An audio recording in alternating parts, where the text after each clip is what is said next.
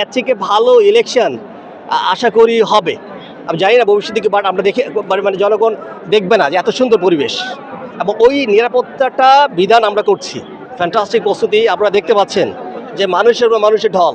এটা আমাদের answer, BDB এবং বাংলাদেশের হিস্ট্রিতে হয় নাই এই যে এরকম সমাবেশ করা। আমরা হাজিরা প্যারেড বলি যেটা বলে, এই হাজিরা প্যারেডের একটা সমাবেশ করেছি, যেখানে আপনারা দেখতে পাচ্ছেন স্বতঃস্ফূর্ততা দেখতে পাচ্ছেন, ওদের মধ্যে আনন্দটা দেখতে পাচ্ছেন। এই আনন্দ একটাই যেটা ঠিক আছে, আমাদের নির্বাচনটাকে সুষ্ঠু, অবাধ, নিরপেক্ষ করা এবং আমাদের আনসারের যে ভূমিকা নিরাপত্তা বিধান করা, এটা করা আর কি। এই প্রশিক্ষণটা আমরা ওদের সিলেকশন কিন্তু র্যান্ডামলি সিলেকশন করি নাই।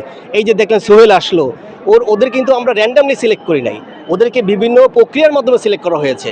ওই যে আমি যেটা বললাম যে ওদেরকে আমরা কিন্তু লাস্ট 1.5 বছর ধরে কাজ করছি, যে যারা সাহসী যারা আছে, যারা এডুকেটেড যারা আছে, ইয়াং তরুণ যারা আছে তাদেরকে আমরা সিলেক্ট করেছি, যারা দেশপ্রেমিক যারা আছে তাদেরকে সিলেক্ট করেছি। সিলেক্ট করার পর কী করলাম, এখানে শেষ না, আমরা ওদের বিভিন্ন ধরনের ট্রেনিং করিয়েছি, বিভিন্ন পর্যায়ে ট্রেনিং আমাদের আছে, আপনারা জেনে থাকবেন আর কি।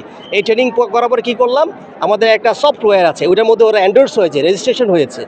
সফটওয়্যারের পরে ওদেরকে যাচাই বাছাই করে এই পর্যায়ে নিয়ে আসছি আমরা আর কি। সো আমাদের সিলেকশনটা দীর্ঘমেয়াদী ছিল আর কি, সিলেকশন করে নিয়ে আসছি যেন আমরা সই লোককে নিয়ে আসতে পারি।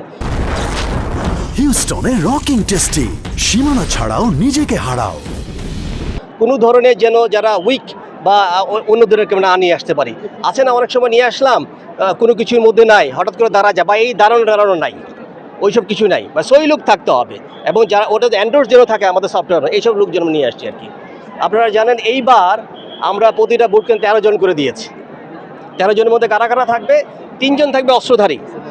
এটা ডিপেন্ড করবে কিসের উপরে, এটা ডিপেন্ড করবে অত্যাধিক ঝুঁকিপূর্ণ এবং সাধারণ মানের উপরে।